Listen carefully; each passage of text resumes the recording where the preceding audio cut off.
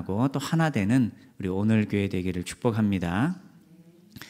제가 아는 동생이 일을 하다가 손가락을 다친 적이 있습니다. 수술을 하고 이제 조치를 취하는데 집게 손가락을 다쳤어요. 그런데 이 손가락의 뼈가 제대로 붙게 하기 위해서 깁스를 했겠죠. 그런데 뭐 구체적인 제가 뭐 사항은 잘 모르겠습니다만 손가락 하나만 깁스를 하는 게 아니라 손 전체를 이렇게 고정을 시켰다 하더라고요. 그렇게 한두 달 생활했던 걸로 압니다. 그리고 뼈가 붙고서 깁스를 풀었죠. 그런데 그 뒤에 이 친구가, 이 동생이 전혀 예상하지 못한 일이 생겨난 거예요. 어떤 일이 발생했을까요? 다친 손가락은 이 손가락 하나인데 깁스를 풀고 나서 나머지 세 손가락도 안 움직이는 겁니다.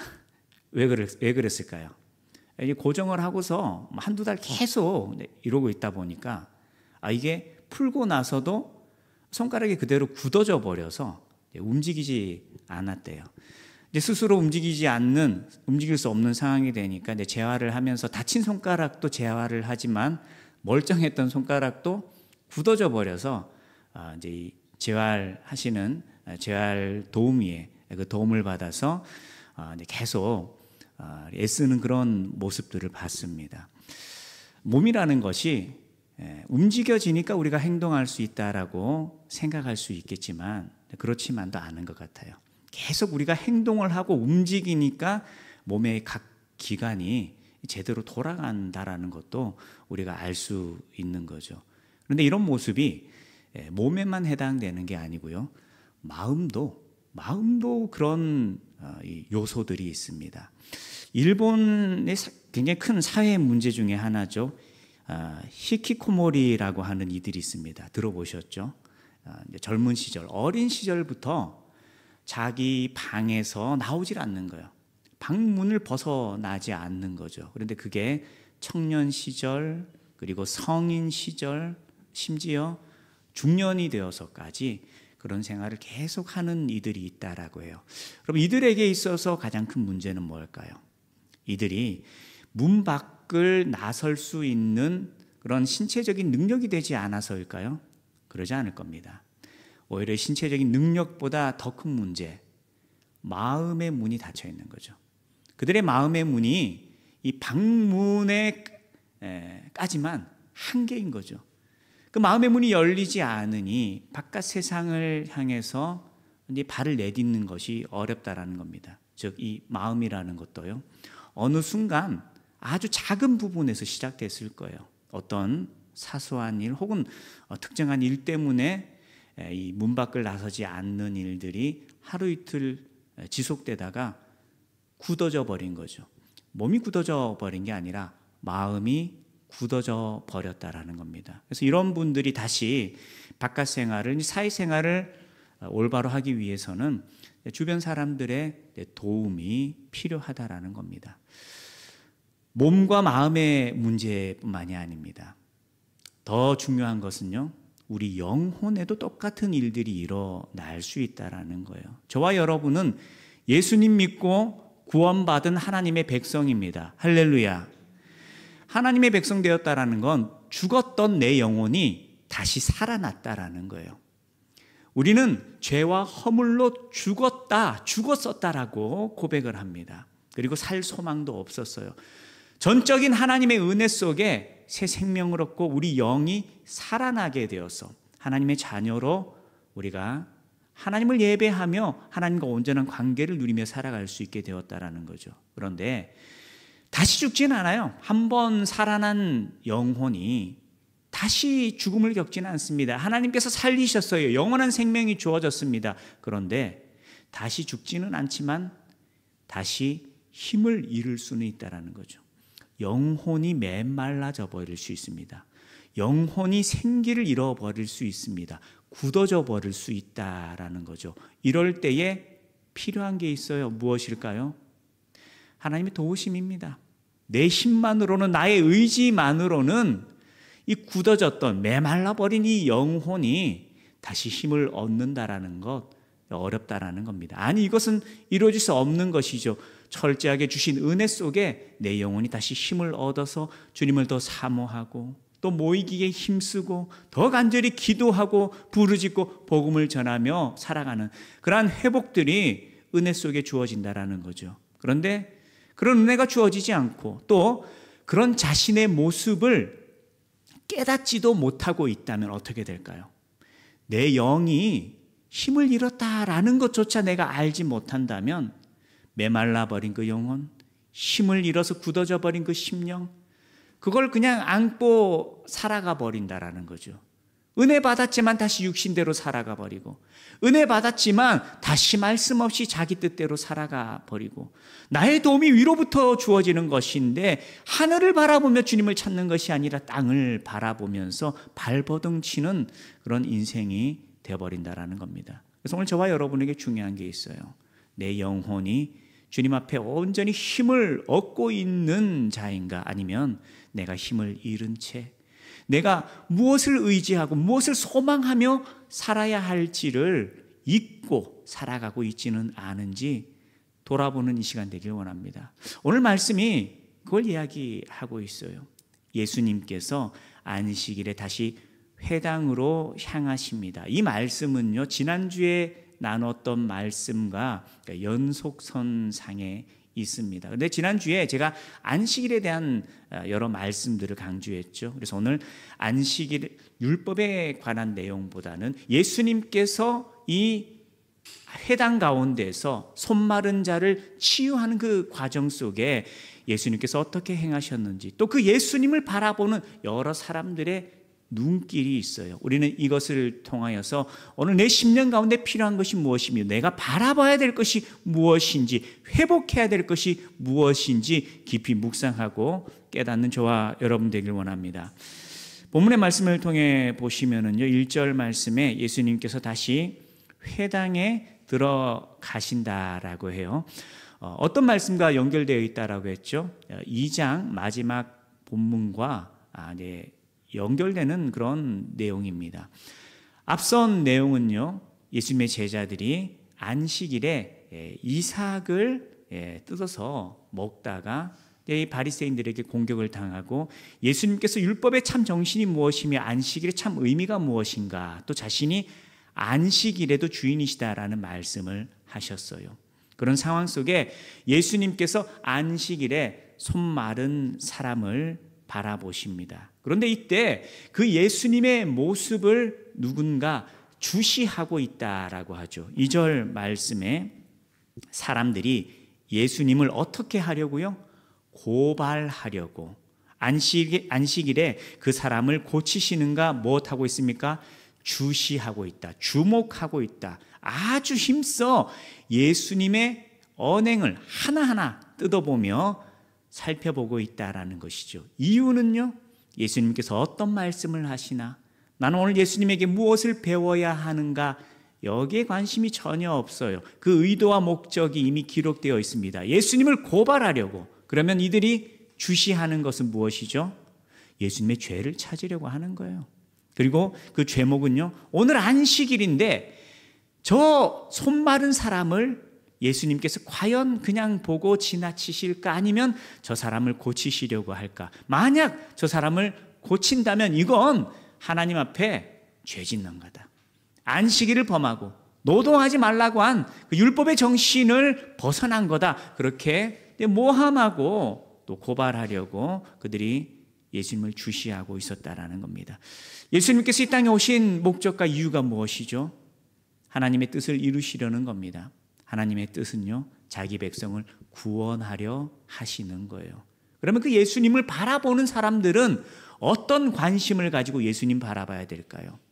예수님 말씀을 통하여서 하나님의 뜻을 분별하고, 미처 몰랐지만 예수님께서 메시아이시구나라는 걸 예수님의 말씀을 통해서 깨닫고, 또 예수님을 의지하고 소망하며 예수님과 함께 거하려고 하는 그런 반응들이 있어야 한다라는 거예요. 그러나 이 유대 종교 지도자들은요, 하나님의 뜻에 관심이 없어요. 하나님께서 주신 말씀에 관심이 없습니다. 오직 자기 마음의 탐심과 욕망과 예수님을 향한 시기 질투 때문에 예수님을 바라보지만 예수님에게서 배우고자, 예수님을 본받고자, 예수님을 의지하고자 하는 것이 아니라 예수님에게서 죄를 찾고자 혈안이 되어서 예수님을 주시하고 있다라는 것이죠. 이들의 죄된 모습에 대하여서 예수님께서 탄식하신다라는 그런 말씀들을 이미 봤습니다. 이들에게 은혜가 주어지지 않아요. 하나님께서 예수님을 보내시고 그 예수님을 통하여서 그를 의지하는 모든 자들이 구원을 얻고 생명을 얻고 하나님 주신 소망과 능력을 얻을 수 있는 것인데, 그러나 그 예수님을 눈앞에 두고서도 자신들이 봐야 할 것을 보는 것이 아니라 자신의 욕심과 탐심과 시기 질투에 이끌려서 사단의 종이 되어, 마귀의 종이 되어 하나님의 아들을 향하여서 죄를 발견하려고 고발하려고 애쓰는 그런 죄악된 모습만 보인다라는 거죠. 사실 그들이 봐야 할 건 다른 것이었습니다. 무엇을 봐야 했을까요? 예수님의 죄가 아니라 예수님께서 전하시는 말씀을 통해서 나의 죄를 봐야죠. 예수님의 말씀을 듣고 보니 나는 바리새인으로서, 나는 대제사장으로서, 나는 서기관으로서 하나님 주신 너무나 귀한 직분을 받았음에도 불구하고 또 다른 평민들과는 달리 하나님의 말씀을 어릴 적부터 귀 기울여 듣고 묵상하고 암송하고 익히 그들이 그 말씀을 소유하고 가지고 있기에 그 말씀을 통해서 하나님의 뜻을 더 분별하고 그 말씀 따라 하나님 섬기는 삶을 살아야 되는데 내가 그러지 못했구나. 나는 너무나 이기적인 사람이었고 나는 하나님의 영광은 관심이 없고 하나님의 뜻에는 마음을 두지 않고 나를 위해서 하나님의 말씀을 이용하고 나에게 주어진 직분을 사용하는 그런 사꾼이었구나. 이걸 보고 깨달아야 할 것인데 예수님을 보면서 자신의 죄를 발견하는 것이 아니라 예수님을 모함하려 하는 이런 악한 범죄로 하나님을 대적하는 자들이 되었다라는 거죠. 오늘 저와 여러분 또한 마찬가지입니다. 우리가 신앙생활 한다라는 것은 하나님 바라보며 살아가는 거죠. 하나님 바라보며 살아간다라는 건 그저 미신을 숭배하는 자들과 다름없이 그저 나의 문제를 해결하기 위하여서 예수님의 이름을 이용만 하는 것, 여러분 그건 온전한 신앙이 아니죠. 하나님을 바라본다라는 것은 하나님의 뜻 앞에 깨어 있는 겁니다. 하나님 주신 말씀을 소유하고 그 말씀을 사모하고 그 말씀을 깊이 묵상하면서 하나님의 뜻을 깨닫고 그 말씀 때문에 오늘 말씀을 보니 내가 그저 분주함에 이끌려 하루하루 살아왔지만 내가 좀 더 하나님을 사랑하지 못했구나. 내가 복음을 위해서 주님께 쓰임받는 인생이지 못했구나. 이웃을 내 몸과 같이 사랑하라 하셨지만 내 몸뚱아리 하나 이끄는 것조차 너무 버거워서 내가 이웃을 위하고 섬기고 사랑하는 삶들이 나에게 부족했구나. 땅끝까지 이르러 복음을 전하라고 하셨지만 나에게 주어진 복음을 누리기는 하면서 내가 복음을 전하지는 못하고 있었구나. 우리가 돌이켜야 할 것이 얼마나 많겠습니까? 예수님 온전히 바라볼 때에 그 모습 속에서 주님 주신 말씀을 통하여서 그 말씀이 거울이 되어서 내 모습이 비춰지게 되는 거잖아요. 그러면서 내가 주님 앞에 내어놓아야 될 것들이 얼마나 많겠습니까? 뿐만 아니라 우리는 주님을 보면서 또 깨닫게 되는 거죠. 나라는 사람은 내 힘으로 살아갈 수 있는 존재가 아니구나. 나는 은혜 없이 살 수 없는 사람이구나.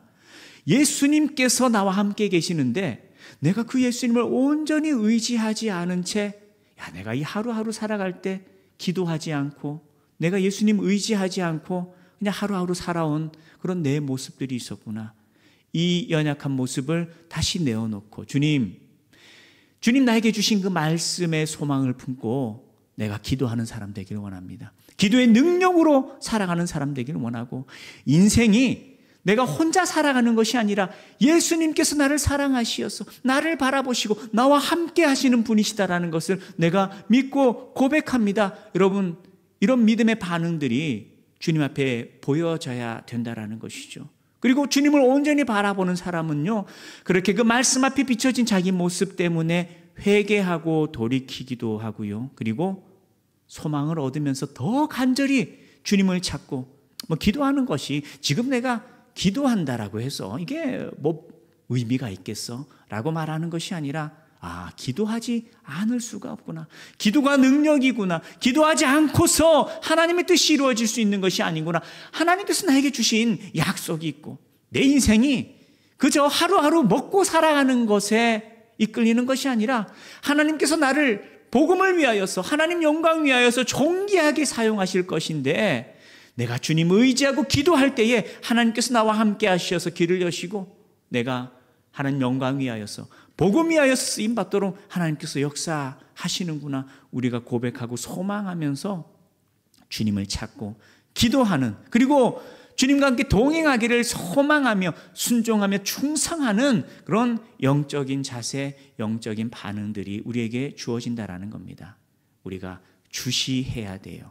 그런데 예수님을 모함하고 고발하려고 하는 자들처럼 자신의 탐심과 욕심 때문에 예수님을 죄인으로 모함하려고 하는 그런 이유에서가 아니라 예수님께서 나와 함께 하신다라는 것을, 예수님께서 나를 사랑하신다라는 것을, 나와 동행하시고 나를 건지시려고 하신다라는 것을, 나에게 말씀하신다라는 것을 깨닫고 내가 그 예수님 앞에 나의 믿음을 보이며 결단하며 주님을 따르는 그런 거룩한 믿음의 삶이 되어야 된다는 것입니다.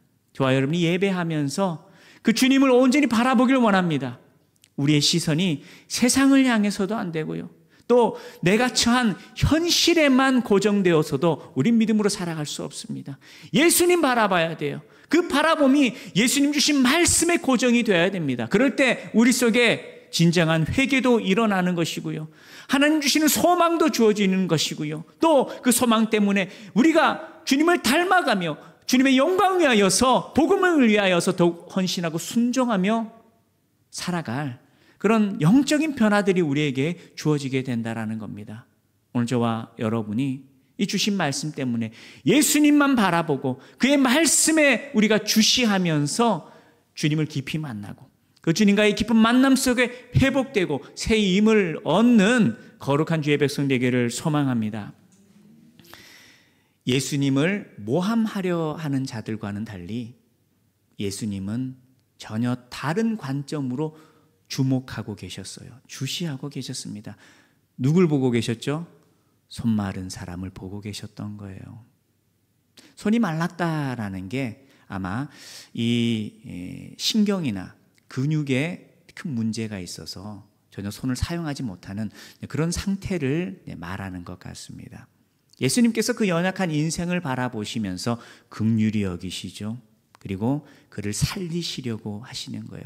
치유하시려고 하시는 겁니다. 예수님께서 아세요. 지금 예수님께서 가지시는 마음, 또 그 마음 때문에 그 긍휼히 여기시는 심령 때문에 그를 고치시려고 할 때에 그 행위를 보고 자신을 모함하려 하고 고발하려 하는 자들, 자신을 대적하고 공격하려 하는 자들이 있다라는 걸 너무나 잘 아십니다. 그러나 예수님은 하나님께서 예수님을 이 땅에 보내신 이유, 그 뜻에 맞게 자기 백성을 구원하시고자 하는 일, 사랑하셔서 긍휼히 여기셔서 치유하시고 회복시키시려 하시는 이 일에 있어서 나에게 위기가 주어지나 혹은 나에게 이것이 이익이 되나 손해가 되나 그런 것들은 전혀 중요하지 않으셨다라는 거예요. 중요한 것은 그 또한 하나님의 백성이고 하나님 긍휼히 여기시고 사랑하시는 하나님의 백성이다라는 것.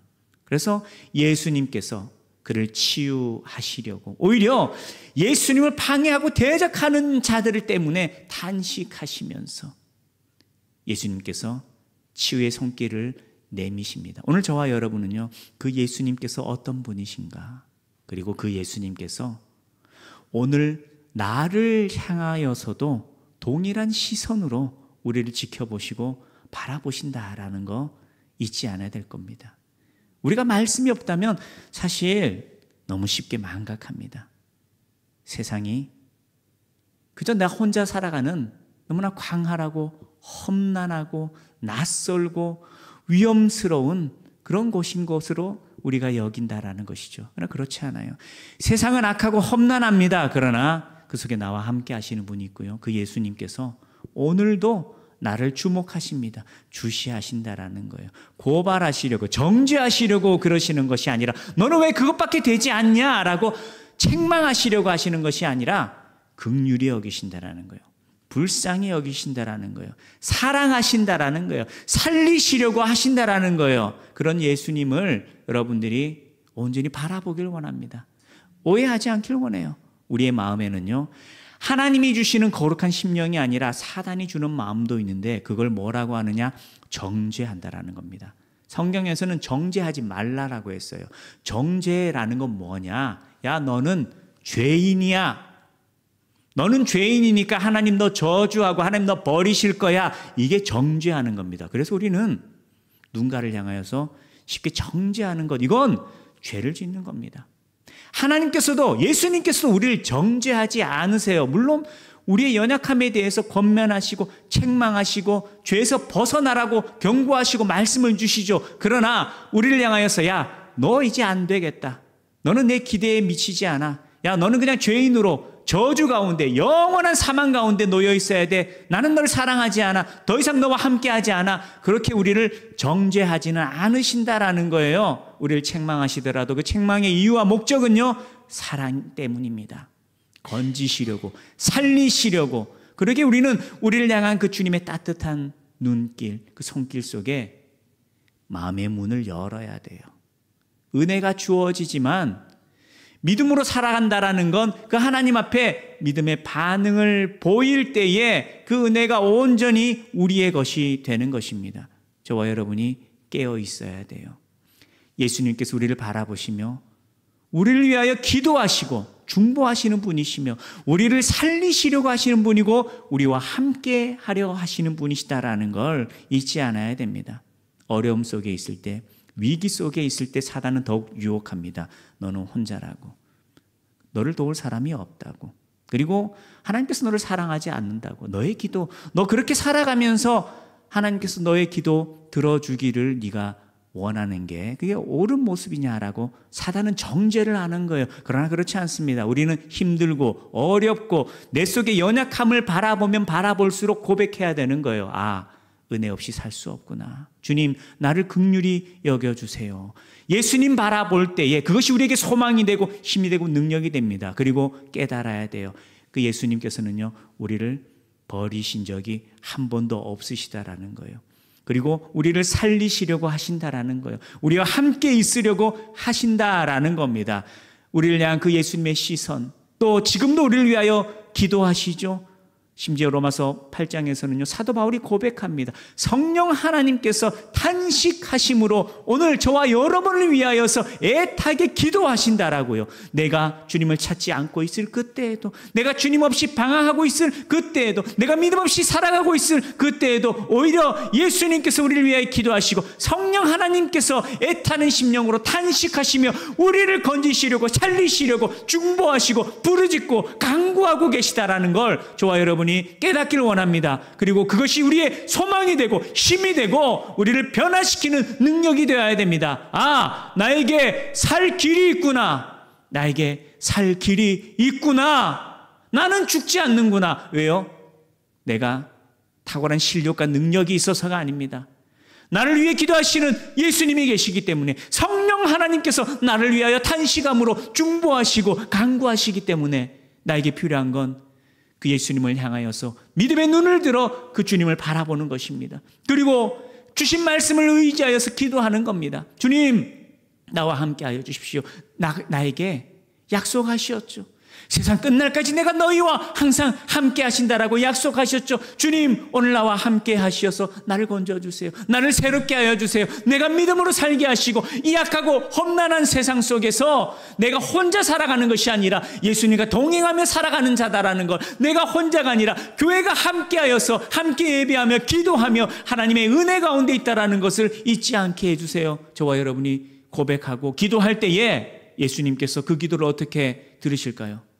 아유, 너 생전에 기도하지 않다가 지금 나한테 그렇게 기도하는 거 너 염치가 있어야지 라고 말씀하실까요? 아니요. 아니요. 기뻐하시는 거예요. 잃은 양 한 마리 때문에 이미 있던 99마리의 양보다 그것을 찾았을 때에 하나님 더 기뻐하시잖아요.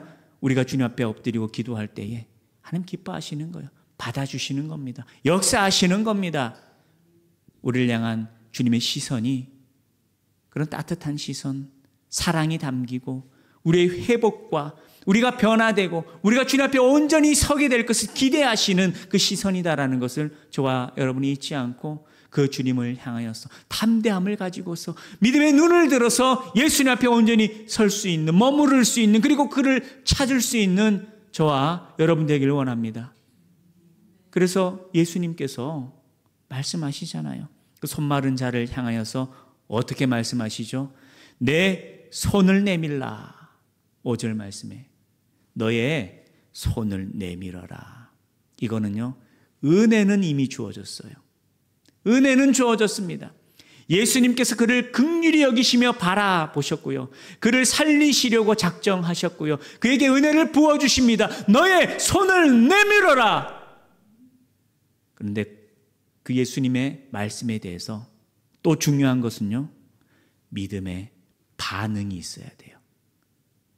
너의 손을 내밀어라 라고 하는데 눈만 꿈뻑꿈뻑 뜨면서 예수님 바라보면 어떻게 될까요? 은혜가 주어지지만 믿음으로 받지 않으면 치유되지 않는 겁니다. 어쩌면 손 마른 사람에게는 잠시 갈등이 없지 않았을 수도 있습니다. 왜냐? 손이 말랐다라는 것이 손이 움직여지지 않는 거예요. 여러분, 움직여지지 않는 손을 어떻게 내밀 수 있습니까? 불가능하고 무의미하고 저 사람이 나를 놀리는 건가라고 생각할 수도 있어요. 그러나 이 사람에게 믿음이 있는 거죠. 저 예수님께서 하시는 말씀, 나를 구원하시고자 하는 말씀이다.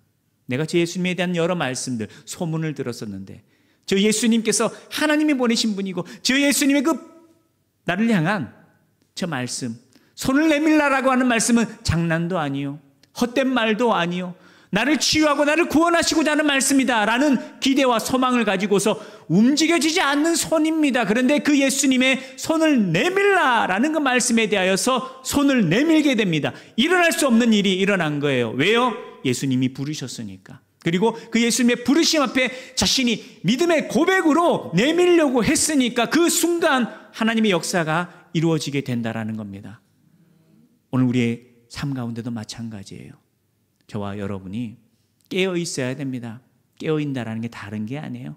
남들보다 탁월한 신앙, 열정을 가지고 헌신하며 살아간다라는 것, 물론 그 자세 또한 깨어 있는 겁니다. 그런데 더 중요한 것은요, 나에게 은혜가 필요하다라는 것을 잊지 않고 너의 손을 내밀라라고 예수님께서 우리에게 말씀하실 때 내가 마음의 문을 열고 예수님, 그래요, 나는 예수님 없이 살 수 없어요 라고 하면서 그 예수님께 손을 내미는 믿음의 반응이 있어야 된다라는 겁니다. 여러분, 오늘 저와 여러분에게 예수님 말씀하십니다. 너의 손을 내밀어라.